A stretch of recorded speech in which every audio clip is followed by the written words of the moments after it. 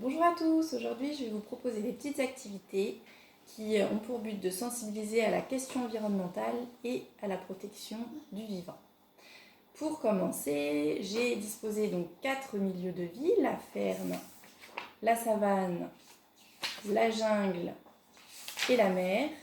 Et je vais vous proposer de, si vous avez des petites figurines d'animaux à la maison, de trier vos figurines d'animaux en fonction de leur milieu de vie. Donc moi, évidemment, j'ai choisi en fonction des animaux que j'avais. Alors par exemple, ici, j'ai le mouton qui vit à la ferme, l'hippopotame qui vit dans la savane.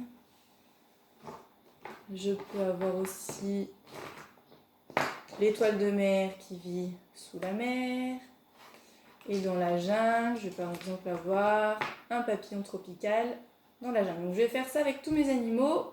Je peux m'aider. Alors évidemment, c'est pareil, ça demande du matériel de documentaire si vous avez. Sinon, sur Internet, on peut faire des recherches.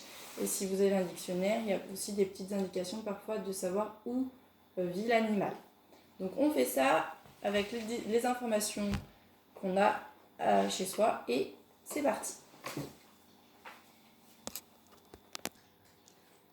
Alors voilà, tous les animaux que j'avais sont triés par milieu de vie. Donc ici la jungle, la mer, la savane, la ferme. Alors la ferme, je vais la mettre de côté pour le moment, enfin même pour la suite, j'en ai pas besoin du tout puisque ce n'est pas un milieu naturel et que là, je vais m'intéresser uniquement au milieu naturel. Donc ici, que des animaux domestiques. Pour les activités suivantes, ça ne nous intéresse pas. Alors, j'ai décidé pour la suite de m'intéresser en particulier à l'écosystème de la forêt, au milieu de vie de la forêt. On voit sur l'image que des plantes, des animaux se partagent ce milieu. Chacun a son rôle. Donc, par exemple, les insectes vont avoir le rôle de pollinisateur pour les fleurs et donc ensuite permettre aux fleurs de faire des fruits. Il va y avoir les vers de terre qui vont avoir un rôle pour donc, de manger les feuilles mortes pour créer des petites particules dans la terre et qui va servir à nourrir les arbres, les plantes. Les prédateurs vont avoir le rôle de régulateurs, vont donc manger les animaux pour que chaque espèce ne se retrouve pas en trop grand nombre. Et voilà, donc cet écosystème est en équilibre, chacun a sa place et chacun joue son rôle dans la forêt. Alors voilà, j'ai préparé un petit jeu sur les chaînes alimentaires.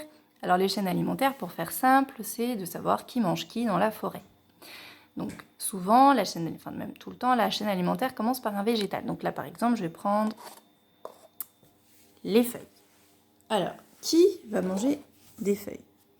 Ah, j'ai la chenille, c'est écrit là, j'ai mis à chaque fois ce que mangeait l'animal. Donc là, la chenille peut manger des feuilles. Donc les feuilles sont mangées par la chenille. Hop. Ensuite, je cherche un animal qui pourrait manger la chenille. Donc j'ai le mulot. Le mulot, c'est dans son menu. Il peut manger des chenilles. Le mulot. Donc, la chenille est mangée par le mulot. Ensuite, je vais chercher un animal qui va manger le mulot. Ah, c'est dans son menu. Le mulot est mangé par la couleuvre. Et ici, je vois que la couleuvre peut être mangée par la buse. Donc, la couleuvre est mangée par la buse. Donc, voilà. La buse, c'est un des grands prédateurs. Donc, elle ne va pas être mangée par un autre animal. Donc, on s'arrête là. J'ai ma chaîne alimentaire. Alors, au début de la vidéo, je vous avais parlé de la sensibilisation à la question environnementale et à la protection du vivant. Alors, donc ça, c'est une chaîne alimentaire. Quand tout va bien, tout est équilibré, tout fonctionne naturellement. Mais voilà, si par exemple, il n'y avait plus d'arbres dans la forêt, donc plus de feuilles, plus d'arbres, qu'est-ce qui se passe ? Ça veut dire que les chenilles ne peuvent plus se nourrir. Elles n'ont plus de feuilles. Hop, elles sont amenées à disparaître. Les mulots, eux, ils se nourrissent de baies, de graines, de chenilles de vers de terre. Bon, plus de chenilles.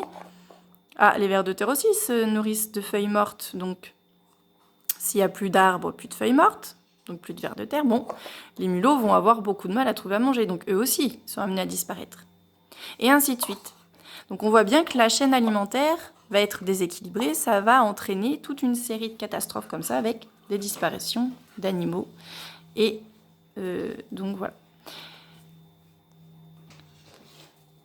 Alors bien souvent, ces déséquilibres, c'est provoqué par l'homme.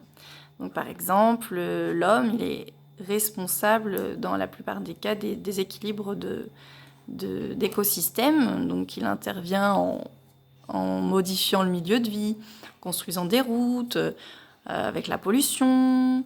Il va par exemple aussi introduire les insecticides qui vont tuer les abeilles, etc. Donc ça va être... finalement, l'homme a un rôle très important à jouer dans la protection de l'environnement. Il doit faire bien attention à ses actions pour ne pas avoir un impact trop fort sur les écosystèmes.